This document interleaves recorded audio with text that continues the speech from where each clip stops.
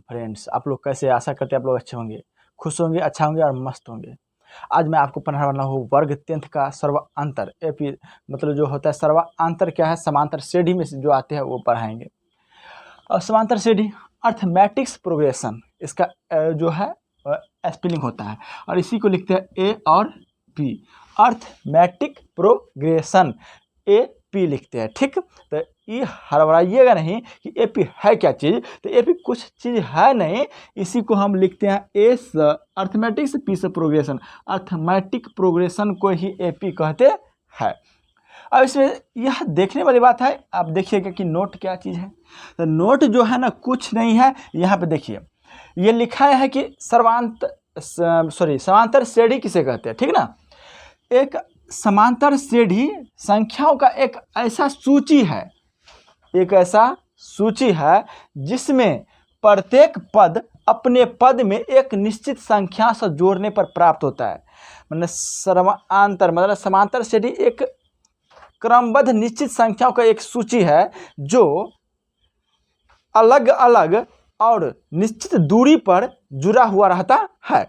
जैसे कि देखिए ये वाला पॉइंट यहाँ बता रहे हैं 2, अब यहाँ पे हम रख देंगे 4, तो इसका निश्चित दूरी कितना हुआ, 2 हुआ। अब हम रखेंगे 6, तो इसके बीच का दूरी कितना हुआ, 2 है। तो यह एक निश्चित दूरी से लगा हुआ रहता है, सर्वांतर यही है। ठीक, और सूचीबद्ध है तो समांतर श्रेणी हो गया।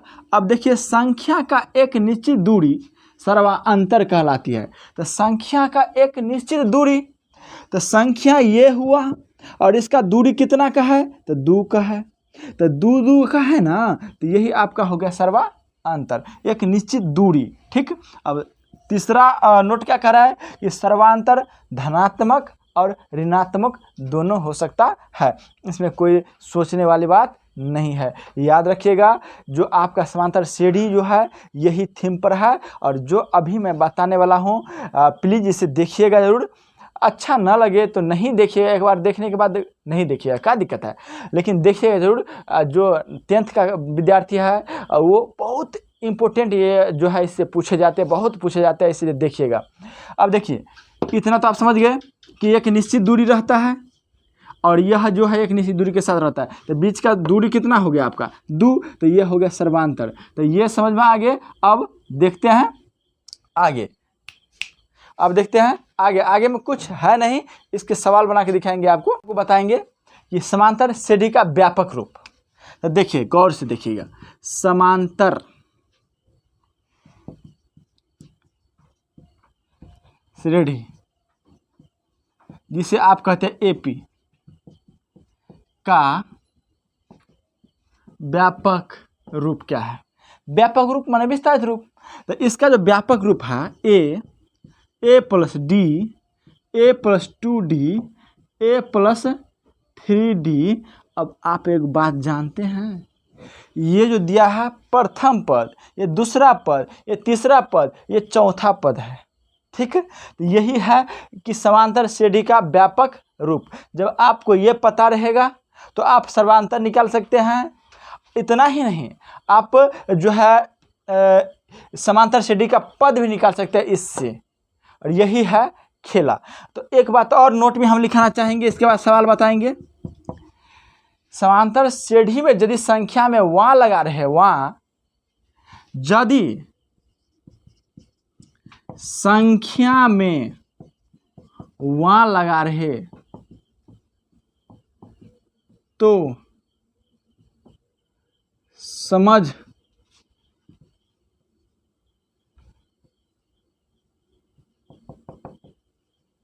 जाइएगा कि n का, समझ जाइएगा कि n का मान दिया है।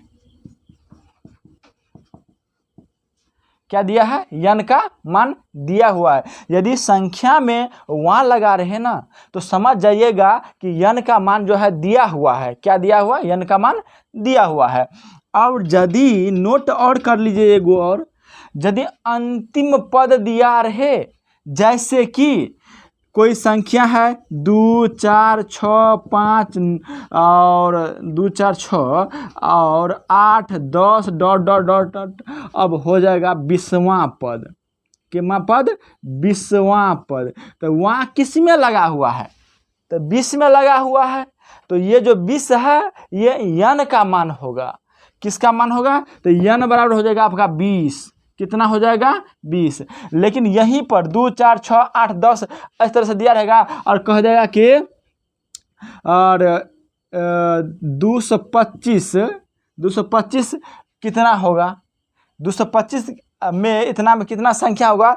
तो ये जो दिया हुआ है तो आप समझ जाइएगा कि ये जो है tn का मान दिया हुआ है, समझाने के लिए है। अब हम आगे बताएंगे। तो ये समझ गए, ये जो है आप समझ गए कि इस तरह से दिया रहेगा तो हम समझ जाएंगे। समांतर श्रेणी का व्यापक रूप a plus D a plus 2d a plus 3d। यदि संख्या में जिस संख्या में y लगा रहेगा तो ये n का मान दिया हुआ रहता है।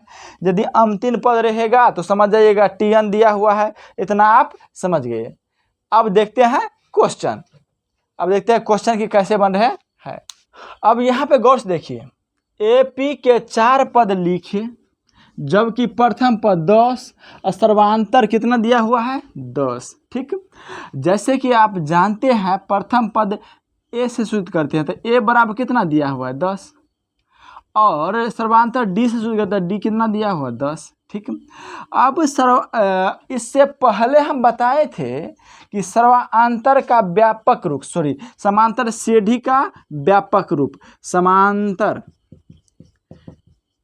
श्रेणी का व्यापक रूप कितना होता है?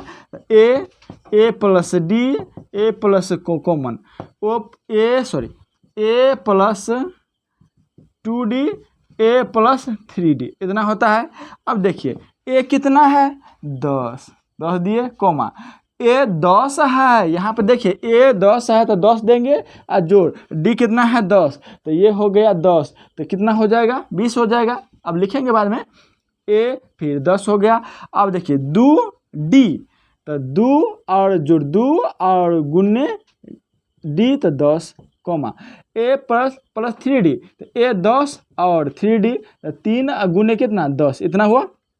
अब देखिए 10 का 10 से हुआ 10 और 10 कितना? 20 हो गया कोमा 10 जोड़ 20 इतना हो जाएगा कोमा 10 जोड़ 30 इतना हो जाएगा।